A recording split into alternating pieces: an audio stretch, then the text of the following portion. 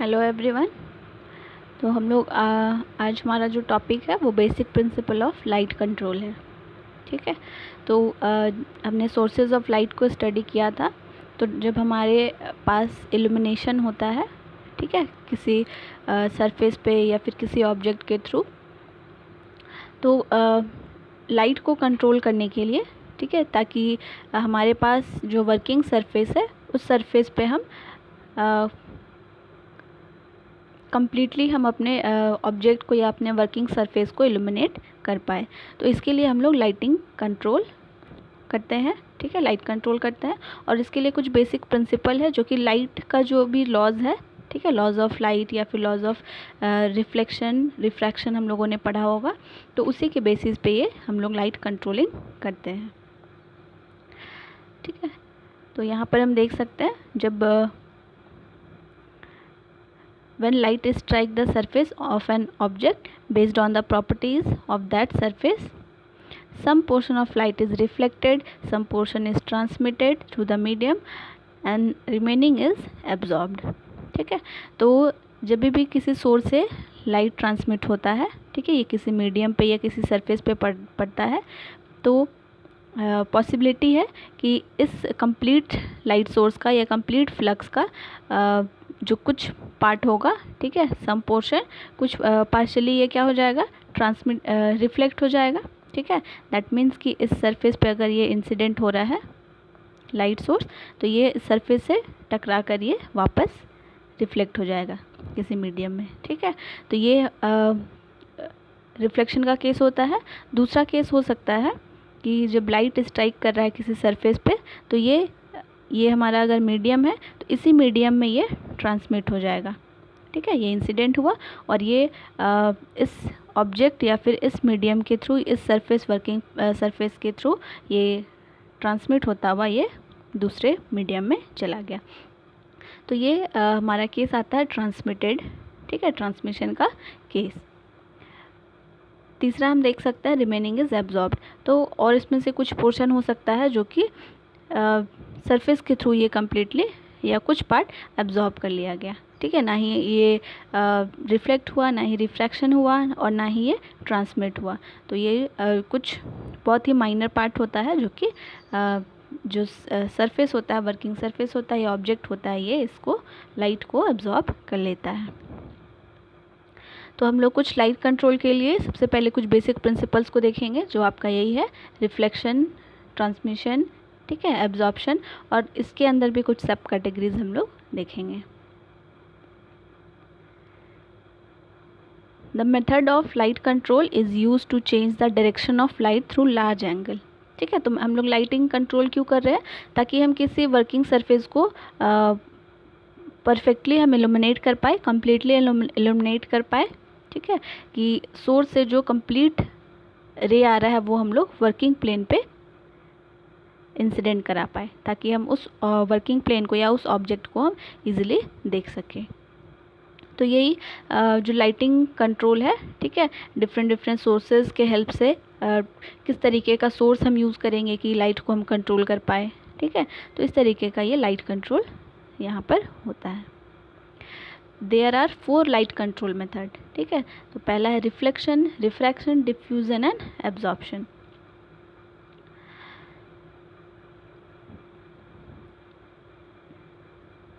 ठीक है। तो हम लोग एक एक करके सारे टॉपिक्स को देखेंगे।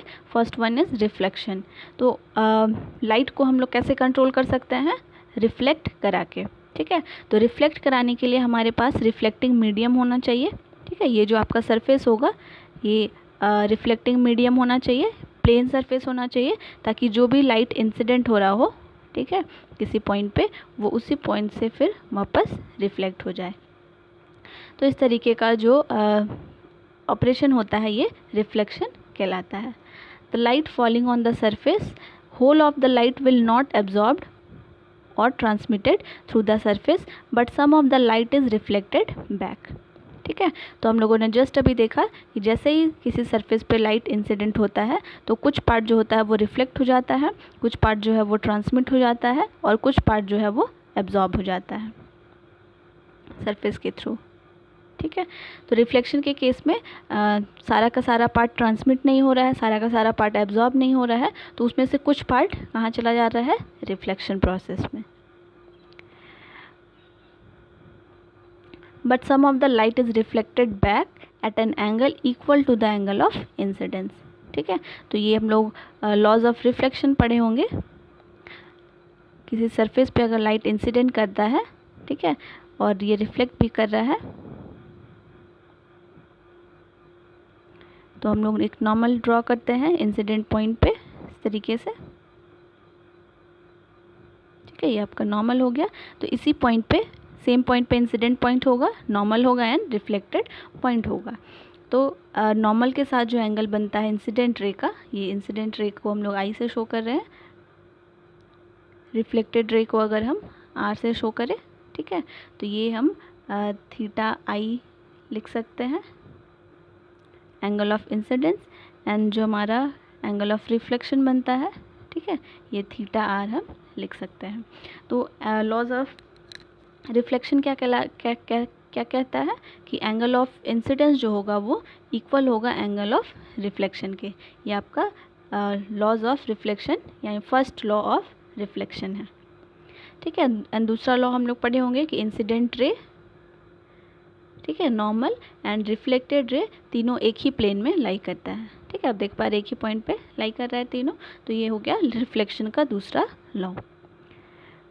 तो इस रिफ्लेक्शन मेथड से या रिफ्लेक्शन प्रोसेस से हम लोग लाइट को कंट्रोल कर सकते हैं। ठीक है, अगर हमें चाहिए कि एक ऑब्जेक्ट यहाँ पर रखा हुआ हो और एक वर्किंग प्लेन यहाँ पर है, तो यहाँ से लाइट सोर्स हम लाइट इस पे ट्रांसमिट कर रहे हैं, ठीक है, एमिट करा रहे हैं, तो ये वापस रिफ्लेक्ट होकर यहाँ पर आई पॉइंट होगा, ठीक है, व्यू पॉइंट होगा।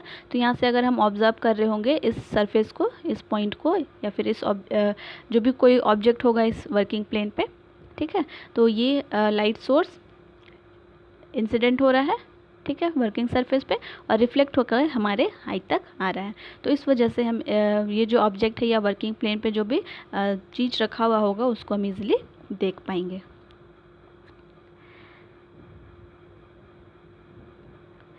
ठीक है, यहाँ पर हमारे पास रिफ्लेक्शन का दो टाइप होता है।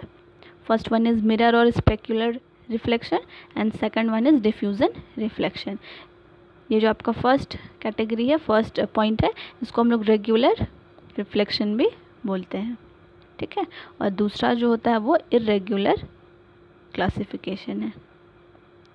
तो regular reflection and irregular reflection.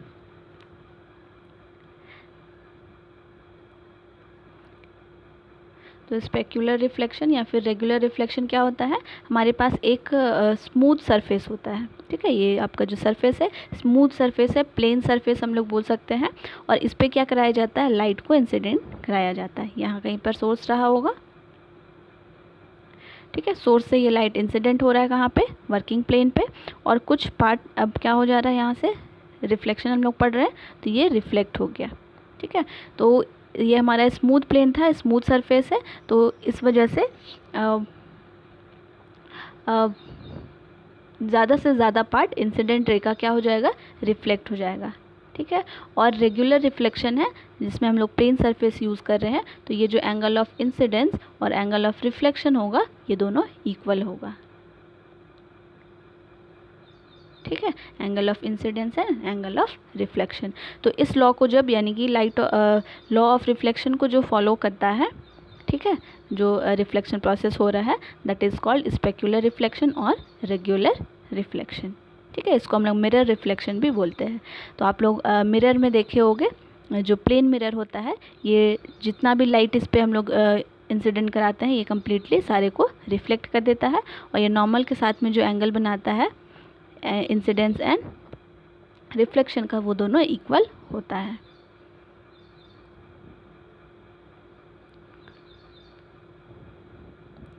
ठीक है, second one is diffuse reflection यानी कि इर्रेगुलर रिफ्लेक्शन। तो इर्रेगुलर रिफ्लेक्शन के लिए जो रिफ्लेक्शन के लिए जो सरफेस यूज़ किया जाएगा, है ना, वो कैसा सरफेस होगा, इर्रेगुलर सरफेस होगा।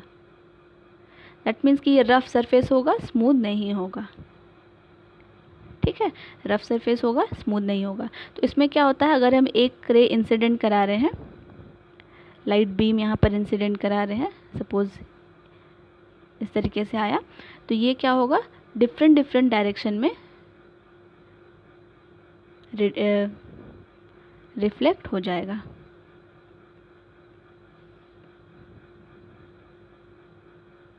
ठीक है, एक रिफ्लेक्शन रे इधर चला गया, दूसरा यहाँ पे चला गया, तीसरा इस डायरेक्शन में, चौथा इस डायरेक्शन में, और किसी और भी दूसरे डायरेक्शन में ये रिफ्लेक्ट हो सकता है।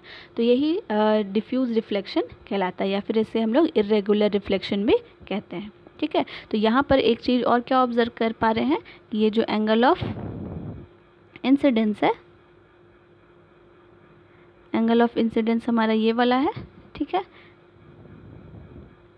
और एंगल ऑफ रिफ्लेक्शन यहाँ पर हम लोग देख पा रहे हैं कि डिफरेंट एंगल फॉर्म हो रहा है। ठीक है, नॉर्मल के साथ एक ये वाला हो रहा है, ये दूसरा ये वाला हो रहा है, तीसरा हम इधर से ऑब्ज़र्व कर सकते हैं। ठीक है, ये चौथा हो गया। तो यहाँ पर ये जो है angle of incidence is not equal to angle of reflection. ठीक है, तो इस तरीके का जो रिफ्लेक्शन होता है वो इर्रेगुलर रिफ्लेक्शन या फिर डिफ्यूज़ रिफ्लेक्शन कहलाता है। दैट मीन्स कि जो भी लाइट इंसिडेंट हो रहा है वो एक पर्टिकुलर एंगल को फॉलो करता हुआ, यानी कि एंगल ऑफ इंसिडेंस को फॉलो करता हुआ रिफ्लेक्ट नहीं होगा, बल्कि किसी भी एंगल को फॉलो करते हुए किसी भी डायरेक्शन में रिफ्लेक्ट हो जाएगा। ठीक है, तो इस तरीके का रिफ्लेक्शन डिफ्यूज़ रिफ्लेक्शन या इर्रेगुलर रिफ्लेक्शन कहलाता है।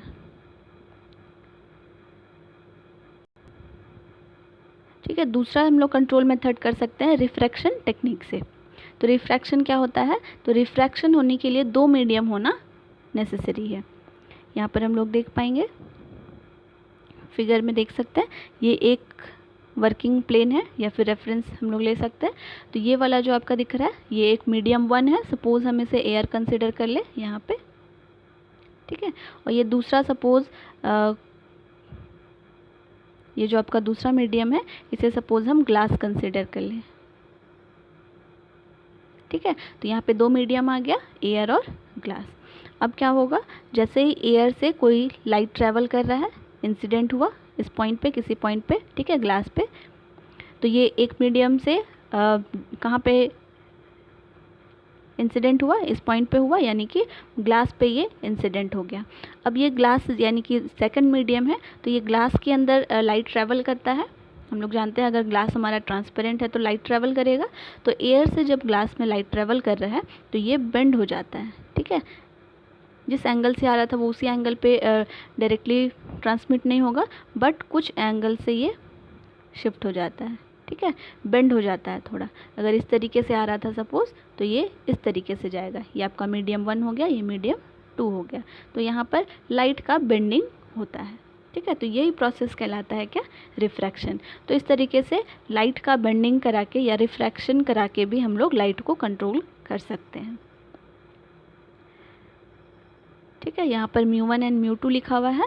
ये मीडियम 1 का रिफ्रैक्टिव इंडेक्स होगा कि ये जो लाइट है, सॉरी एयर है, अगर ये एयर हमने कंसिडर किया था तो एयर का रिफ्रैक्टिव इंडेक्स बताएगा कि कितना पार्ट या कितने अमाउंट में वो लाइट को रिफ्रैक्ट कर रहा है।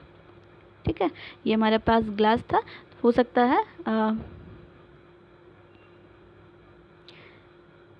ठीक है, ये ग्लास था, ये एयर था। ठीक है, और ये इधर भी एयर होगा आपका। तो ये जैसे इसमें इंसिडेंट किया था ग्लास में, ये थोड़ा सा बेंड हो जाएगा सपोज़ किसी एंगल से, और जब ये वापस से ग्लास से एयर में आएगा तो फिर से मीडियम चेंज होगा। ठीक है, तो ये वापस से हो सकता है दूसरे एंगल को फॉलो करता हुआ इस तरीके से बेंड हो जाए। ठीक है, ये कुछ एंगल कम भी हो सकता है या कुछ इस तरीके से भी रिफ्रैक्ट हो सकता है। ठीक है, तो यही जो बेंडिंग ऑफ लाइट होता है, this is called refraction of light.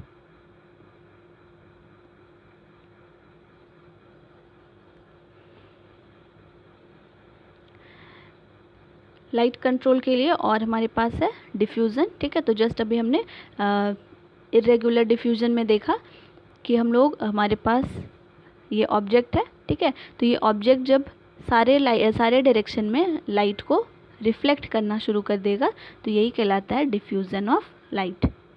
ठीक है, ये सारा का जितना भी इस पे इंसिडेंट हुआ लाइट, ये एक भी अब्जॉर्ब नहीं करेगा। ठीक है, सपोज़ ये आया, ये इसके लिए इंसिडेंट हुआ, दूसरा रे आया, तीसरा रे इंसिडेंट यहाँ पे हुआ, चौथा रे यहाँ पे इंसिडेंट हुआ। तो इस तरीके से लाइट बीम यहाँ पे अगर इंसिडेंट हो रहा है तो ये हर डायरेक्शन में, ठीक है, सारे डायरेक्शन में ये वापस से, ये आपका रिफ्लेक्टेड रे हो गया, ये वाला हो गया इंसिडेंट रे। ठीक है, तो ये डिफ्यूज़न होता है। डिफ्यूज़न उस केस में आता है जब सरफेस इरेगुलर हो। ठीक है, इरेगुलर पैटर्न में रिफ्लेक्ट होना शुरू करता है, लॉज ऑफ रिफ्लेक्शन को फॉलो नहीं करता है। ठीक है, यानी कि angle of incidence and angle of reflection equal नहीं होगा। ठीक है, तो कोई भी ऑब्जेक्ट है, कोई भी सरफेस है, तो वो सारे डायरेक्शन में रिफ्लेक्शन, लाइट ऑफ रिफ्लेक्शन को ये इस तरीके से ट्रैवल कराएगा। ठीक है, जिसके वजह से हम इस ऑब्जेक्ट के हर एक पार्ट को, हर एक साइड को हम लोग ईजिली देख सकते हैं। तो ये होता है डिफ्यूज़न टेक्निक। ठीक है, तो इस डिफ्यूज़न टेक्निक का यूज़ करके भी हम लोग लाइट कंट्रोल को अचीव कर सकते हैं। And last one is absorption. ठीक है, तो एब्जॉर्प्शन भी होता है। हम लोगों ने देखा था, कोई भी लाइट अगर किसी प्लेन पे इंसिडेंट हो रहा है तो ये ना ही ट्रांसमिट होगा, कुछ पार्ट ऐसा हो सकता है कि ना वो ट्रांसमिट हो पा रहा है, ना रिफ्लेक्ट हो पा रहा है, ना रिफ्रैक्शन हो पा रहा है। ठीक है, तो ये कम्प्लीटली इस सरफेस के थ्रू क्या हो जाता है, एब्जॉर्ब कर लिया जाता है। ठीक है, तो एब्जॉर्प्शन से भी हम लोग लाइट कंट्रोल कर सकते हैं। ठीक है, अपना जो भी व्यू होगा, जो हमें इल्यूमिनेशन करना है, किसी ऑब्जेक्ट को इल्यूमिनेट करना है, तो हम लोग उसको एब्जॉर्प्शन प्रोसेस से कंट्रोल कर सकते हैं। ठीक है, तो ये हमारे पास था basic concept of light control. ठीक है, हम लोग रिफ्लेक्शन से कर सकते हैं। रिफ्लेक्शन में हमने दो टाइप देखा, regular and irregular. Refraction method से हम लोग कर सकते हैं। ठीक है, एब्जॉर्प्शन से कर सकते हैं, and fourth one is diffusion से।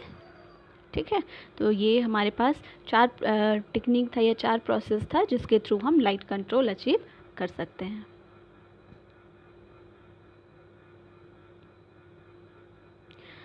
Now next one is type of lighting schemes. तो type of lighting schemes that means कि हम लोग किस तरीके से लाइटिंग करना चाहते हैं। ठीक है, कम्प्लीटली हम फोकस करना चाहते हैं किसी पॉइंट पे, या फिर हम सारे डायरेक्शन में लाइट को रिफ्लेक्ट कराना चाहते हैं, या फिर हम किसी डायरेक्शन में रिफ्लेक्ट ना करा के हम फुल फोकस में हमें अगर इल्यूमिनेट नहीं करना हो, ठीक है, कंप्लीट इल्यूमिनेट नहीं करना हो, कुछ सिर्फ पार्ट ऑफ लाइट हमको इंसिडेंट कराना हो, तो इस तरीके का डिफरेंट कंडीशन को अचीव करने के लिए हम लोग लाइटिंग स्कीम्स का यूज़ करते हैं। तो ये लाइटिंग स्कीम्स क्या क्या हो सकता है।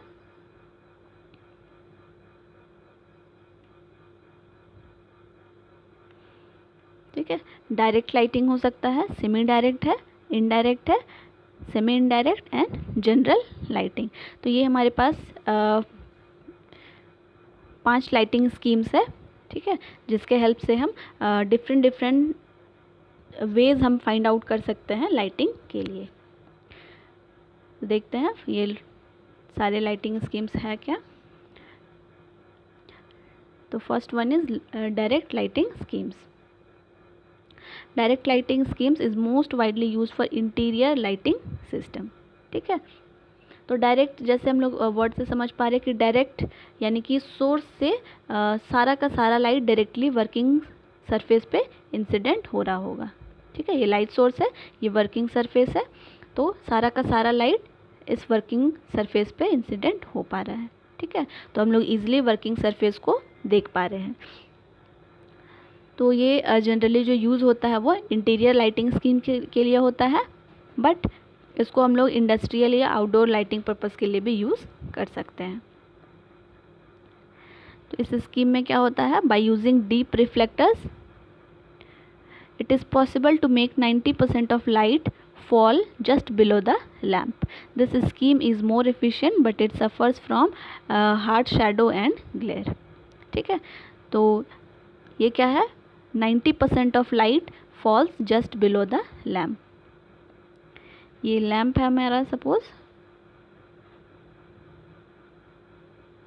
ठीक है, यहाँ पर हमारे पास वर्किंग सरफेस है।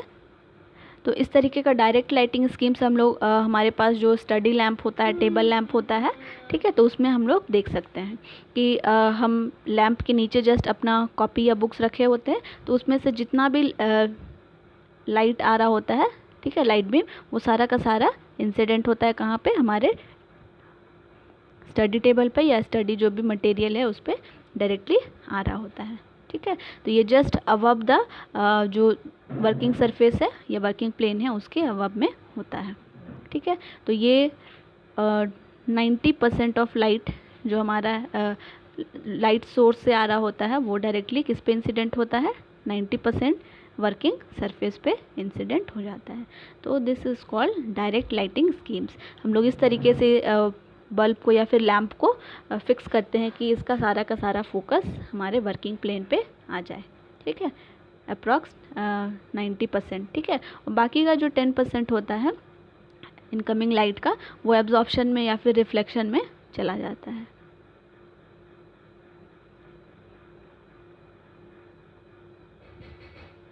ठीक है, second one is semi direct lighting schemes. तो ये सेमी डायरेक्ट दैट मीन्स कि ये अब डायरेक्ट नहीं पड़ रहा होगा। ठीक है, कुछ पार्ट जो होगा वो इनडायरेक्ट भी आएगा। तो इस यहाँ पर हम लोग देख सकते हैं in semi direct lighting schemes about 60 to 90% of the lamp luminous flux या फिर जो लाइट रेडिएशन होगा वो कहाँ पर आएगा, हमारे वर्किंग सरफेस पे। ठीक है, यहाँ पर एक और पॉइंट था डायरेक्ट लाइटिंग स्कीम्स में, इसका डिसएडवांटेज क्या है कि ये बहुत ही hard shadow and glare produce करता है। ठीक है, जब आप डायरेक्टली बहुत सामने से स्टडी टेबल के ऊपर लैंप रखे हुए हो, ठीक है, तो हमारे आँखों पे ये थोड़ा स्ट्रेस डालता है, इसका जो इंटेंसिटी होता है बहुत ज़्यादा हाई होता है। ठीक है, ये डिस्टर्ब करता है हमारे आइज़ को, तो ये बहुत ज़्यादा ग्लेयर प्रोड्यूस करता है और साथ ही साथ हार्ड शेडो। ठीक है, इसके सामने अगर कोई ऑब्जेक्ट आ जाए लाइट के तो ये हार्ड शेडो फॉर्म करेगा। सेमी डायरेक्ट लाइटिंग स्कीम्स, यहाँ पर जो बल्ब लगा होगा कुछ इस तरीके से, ठीक है, हो सकता है ये थोड़ा टिल्ट लगा हो, तो जिसके वजह से वर्किंग सरफेस पे सारा का सारा लाइट नहीं आ पाता है। ठीक है, इस तरीके से तो यहाँ पर 60 to 90% ही वर्किंग सरफेस पे आ पा रहा है और बाकी का 40 to 10% कहाँ जा रहा है, रिफ्लेक्शन में या फिर एब्जॉर्प्शन हो सकता है। ठीक है, तो इस तरीके का जो लाइटिंग स्कीम होता है that is called semi direct lighting schemes. ठीक है, डायरेक्ट भी आ रहा है वर्किंग सरफेस पे बट सारा का सारा पार्ट इंसिडेंट नहीं हो रहा है। ठीक है, कुछ ही पार्ट हम अचीव कर पा रहे हैं। Third one is indirect lighting schemes.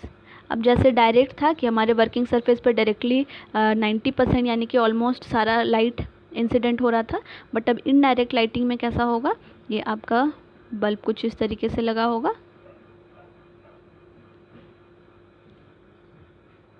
ठीक है, और ये लाइट इसका इल्यूमिनेशन किस डायरेक्शन में होगा, इस डायरेक्शन में होगा, और वर्किंग सरफेस हमारा कहाँ पे होगा, वर्किंग सरफेस यहाँ पे होगा। ठीक है, तो यहाँ पे हम देख पा रहे हैं कि इल्यूमिनेशन किस डायरेक्शन में है, अपवर्ड डायरेक्शन में है।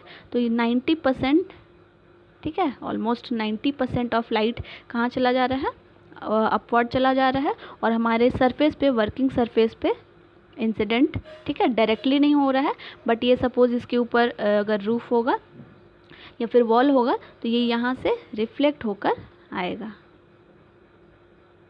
ठीक है, तो 90% ऑफ लाइट बीम ये रिफ्लेक्ट होकर आ रहा है। ठीक है, डायरेक्टली लाइट सोर्स से हमारे वर्किंग सरफेस पे नहीं आ रहा है बट ये रिफ्लेक्ट होकर आ रहा है। तो इस तरीके का जो लाइटिंग स्कीम्स हम लोग यूज़ करेंगे वो कहलाएगा इनडायरेक्ट लाइटिंग स्कीम्स।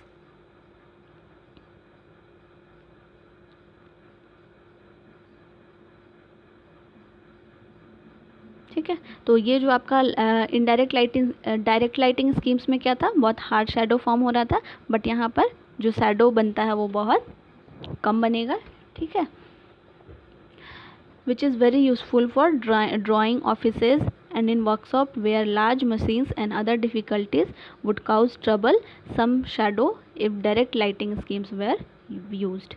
तो कुछ ऐसे वर्किंग स्पेस हो सकता है जहाँ पर शैडो का नीड नहीं हो। ठीक है, जहाँ पर शैडो की वजह से कुछ प्रॉब्लम आ सकता है, तो इस जगह पे हम लोग इनडायरेक्ट लाइटिंग स्कीम्स यूज़ कर सकते हैं। ठीक है, fourth one is semi indirect lighting schemes. तो जिस तरीके से इनडायरेक्ट में 90% रिफ्लेक्ट होकर आ रहा था वर्किंग सरफेस पे, यहाँ पर कुछ डायरेक्टली पड़ेगा और कुछ पार्ट रिफ्लेक्ट होकर आएगा। ठीक है, तो इस तरीके से बल्ब अगर लगा होगा थोड़ा सा टिल्ट रहेगा। ठीक है, टिल्टेड रहेगा इस तरीके से, तो ये इल्यूमिनेट कर रहा है इस तरीके से।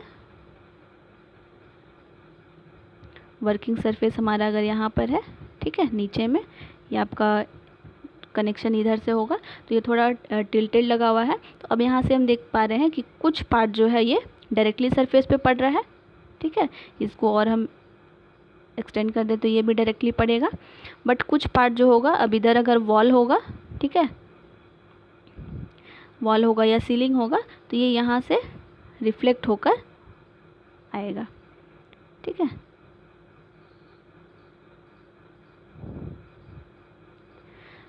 तो यहाँ पर हम लोग देख पा रहे हैं इस तरह का जो लाइटिंग स्कीम्स होता है, इसमें 60 to 90%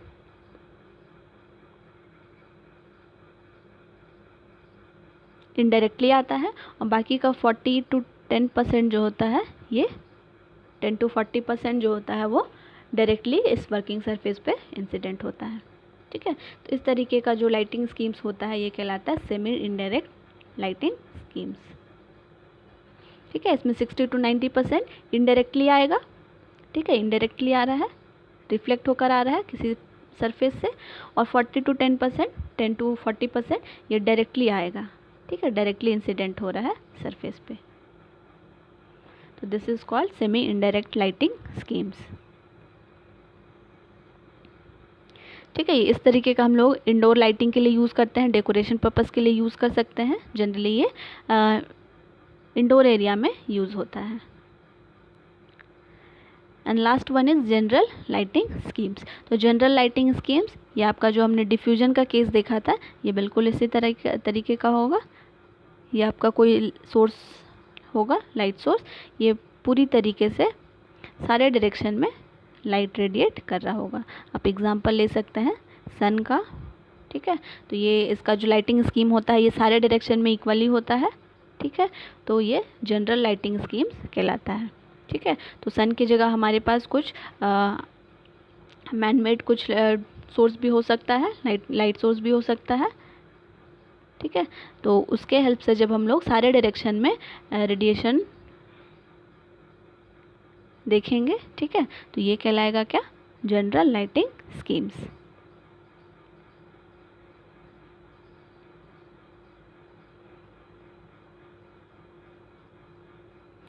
यहाँ पर सारे लाइटिंग स्कीम्स को यहाँ पर शो किया गया है।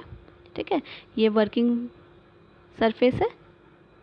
ठीक है, और ये आपका वॉल हो सकता है, सीलिंग हो सकता है। ये आपका वॉल हो गया इस साइड। ठीक है, ये आपका सीलिंग हो गया।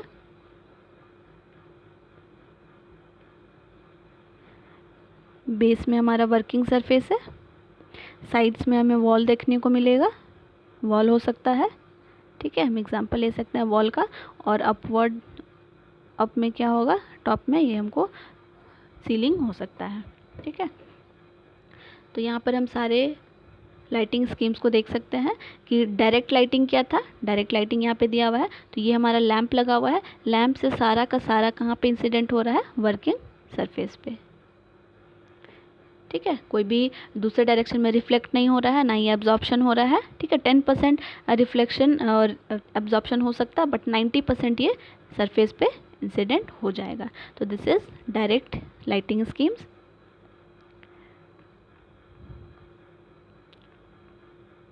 सेकंड वन हम लोग सेमी डायरेक्ट, ठीक है, डायरेक्ट नहीं पड़ेगा बट इसमें से 60 to 90% ही डायरेक्टली आएगा, ठीक है। तो 60 to 90% डायरेक्टली आएगा और बाकी का 10 to 40% जो होगा वो रिफ्लेक्ट होकर आएगा, ठीक है। हो सकता है ये ऊपर जाकर रिफ्लेक्ट होकर फिर वर्किंग सरफेस पे आए, ठीक है। ये हो सकता है वॉल से इधर से टकराए और फिर आए यहाँ पर, तो इस तरीके का केस यहाँ पर हो सकता है। ये दूसरे वॉल से टकराए फिर ये वर्किंग स्पेस पे आएगा, ठीक है। तो 10 to 40% रिफ्लेक्ट होकर आएगा और 60 to 90% जो होगा वो डायरेक्टली सरफेस पे पड़ेगा। जनरल डिफ्यूज़, ठीक है, इसमें सारे डायरेक्शन से मिलेगा। तो यहाँ पर ये वर्किंग सरफेस पे यहाँ पर भी आ रहा है, ठीक है, ये अपवर्ड भी जा रहा है, इधर भी जाएगा, ठीक है, और इधर भी जाएगा। तो इस तरीके का जो लाइटिंग स्कीम होता है दैट इज़ जनरल डिफ्यूज़न या जनरल लाइटिंग स्कीम्स, ठीक है। इनडायरेक्ट क्या था, इनडायरेक्ट में 90% जो था वो सरफेस पे पड़ ही नहीं रहा था, ठीक है, सारा का सारा रिफ्लेक्ट। तो ये हम लोग इस तरीके से लगाते हैं जिसमें कि 90% रिफ्लेक्टेड आएगा सरफेस पे और 10% एब्जॉर्प्शन या फिर रिफ्लेक्शन होगा। और सेमी इनडायरेक्ट में क्या था, ये अपवर्ड जाएगा, ठीक है, 60 to 90% अपवर्ड जाके फिर रिफ्लेक्ट होकर आएगा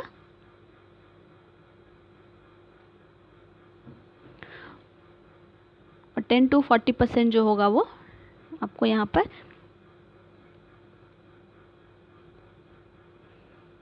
किसी दूसरे तरीके से आपको सरफेस पे मिलेगा, ठीक है।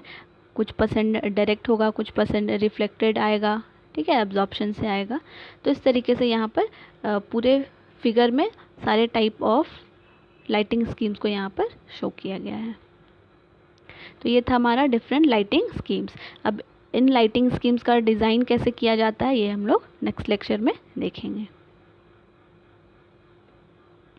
Okay, thank you everyone.